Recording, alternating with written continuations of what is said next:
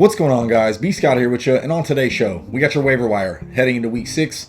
Week 5's almost in the books. Tonight, we got a Monday Night Football game between the Colts and the Ravens, but we're going to be looking ahead. There's some key injuries that happened over the weekend, and we got to be looking at players to bolster your roster. So keep it locked and loaded right here at the First 4 Downs.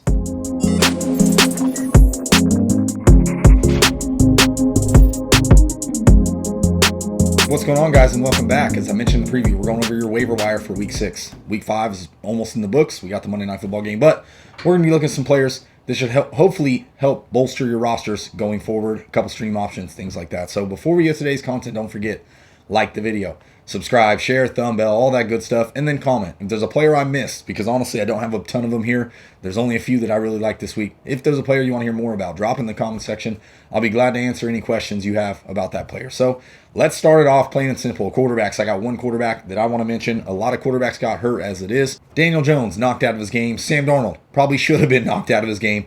So there's not that many quarterbacks this week that I'm going to be talking about on the waiver wire. I got one in particular. It's Trevor Lawrence. The rushing upside is upticking on a weekly basis.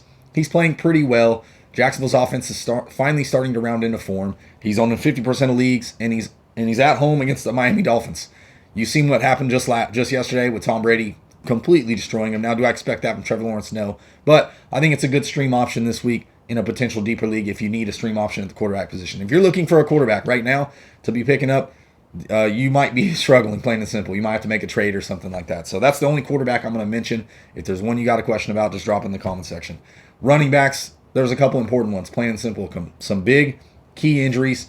We're going to start with Darrell Williams, in my opinion, 17% owned. He already was effectively, should have been owned anyway. He was getting some red zone work and getting carries on a decent percentage, to be honest. So Clyde Edwards-Helaire dealing with a multi-week injury, looks like an MCL sprain. It looked more severe than it actually turned out to be, but you're looking at probably a 3 to 4 week miss at least for Clyde Edwards-Helaire. So Darrell Williams in a high-powered offense like that, honestly, I'm looking to pick him up as my number one waiver, even over Devontae Booker. We'll get to the Saquon injury, but next 3, Washington football team, Tennessee Titans, the New York Giants for this Kansas City Chiefs team. Those are all run positive game script type performances, in my opinion, for Darrell Williams. So my number one waiver wire would be Darrell Williams this week.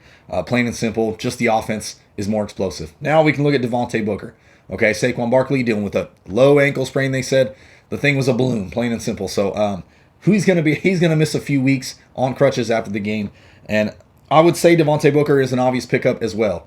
Filled in nicely yesterday, finished with a couple touchdowns, albeit in garbage time. And the next 2 games, they're not easy for him, plain and simple. Los Angeles Rams, Carolina Panthers.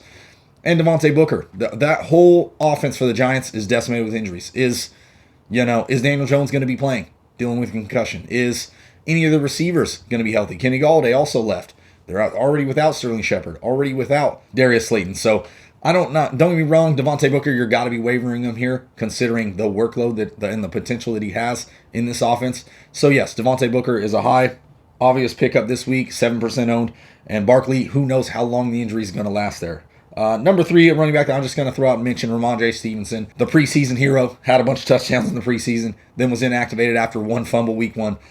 He played yesterday, 11 carries, 23 yards, not great stat line. But Damian Harris, dealing with a little bit of a chest injury, was in and out of the lineup. And if he were to miss, I think Ramondre Stevenson would probably arguably get the first crack at the early down workload. So I like him as a speculative add also.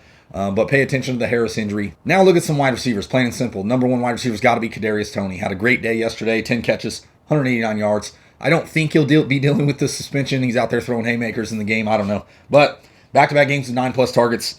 All the pass catchers are hurt for the New York Giants. And honestly, they're going to be having to just manufacture some offense, plain and simple. If he's the number 1 target, you probably got to have him based on a volume play. He's looked good over the last 2 weeks. Don't get me wrong. He's made some excellent catches. So only 17% of leagues. He's a guy that's got to be rostered, plain and simple, going forward, especially as a bye week filler, as the bye weeks start to fill out. Number 2 for me is a guy that probably has been talked about a lot, but a lower end option. It's Hunter Renfrow, plain and simple, 45% owned. 6 catches, 56 yards. It doesn't wow you yesterday, but he's seeing nearly 8 targets per game, and he's one of the safest flex plays you can have in your lineups on a weekly basis. 2 touchdowns so far through the season. And Derek Carr, that offense, it really struggled yesterday against the Chicago Bears defense, don't get me wrong. But I think they can continue. It's looking like Hunter Renfrow is the wide receiver 1 you want in this lineup. So I like Hunter Renfrow as a possible add, a guy that he should just be rostered, plain and simple. That is going to be a great bye week filler for you going forward. Now we look at a few tight ends, and honestly, Hunter Henry's the number one. Plain and simple, had a great day yesterday. 6 catches, 75 yards, and a touchdown. Back-to-back games with a touchdown, and honestly, the offense is starting to move forward. I couldn't believe they got down to the Houston Texans yesterday. That was an incredible game. They come back, they won. It wasn't pretty, but yeah, that offense really needs to get it going, and I think it can happen through the tight ends. You see Hunter Henry's targets are upticking, plain and simple. He's just the tight end at this point where tight ends, you drafted Robert Tonyan, you drafted Tyler Conklin, or these guys that just flat out aren't producing. Noah Fant.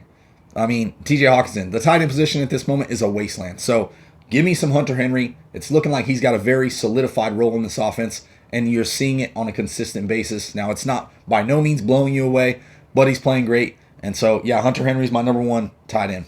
Number 2, Ricky Seals-Jones.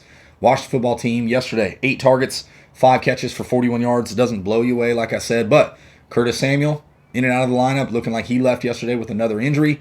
And Logan Thomas is going to be out at least 3 to 4 weeks, and Ricky Seals-Jones is going to see a high enough volume to be a viable low-end tight end option on a weekly basis. So Ricky Seals-Jones, to me, is another pickup, a tight end that you could be filling your rosters on a weekly basis. And then Dan Arnold, I'm going to mention it. 8 targets yesterday, 6 for 64. They lack pass catchers over there for Jacksonville. DJ Chark was out.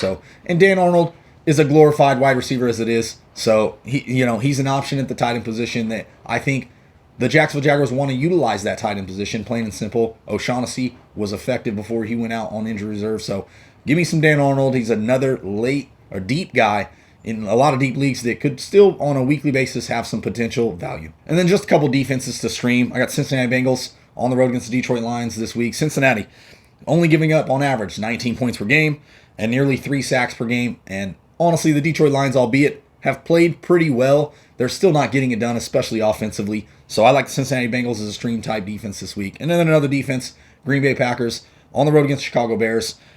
Honestly, Green Bay's defense has been pretty good over the last 4 weeks. 2 turnovers in every single game. And they're going against a Chicago Bears offense that just isn't game-breaking, plain and simple. They haven't got it together. Yes, they pulled off a great win against the Las Vegas Raiders team. Don't get me wrong, but they're not blowing any teams away. And I like Green Bay to arguably win this game handedly, in my opinion. So give me Green Bay defense next week. So that's it. Little short waiver wire. Just a few players that I like going into week 6. Now, like I said, I didn't have mentioned a lot of players. If there's players that you need to ask questions about, drop in the comment section. I'll be glad to get back to you and give you my opinions on some of these matchups going forward. So once again, like the video, subscribe, share, thumb, bell, all that good stuff, and enjoy. We're almost halfway through the NFL season, fantasy season. Hopefully you're crushing your leagues. And for the first 4 downs, it's been B. Scott, and I'm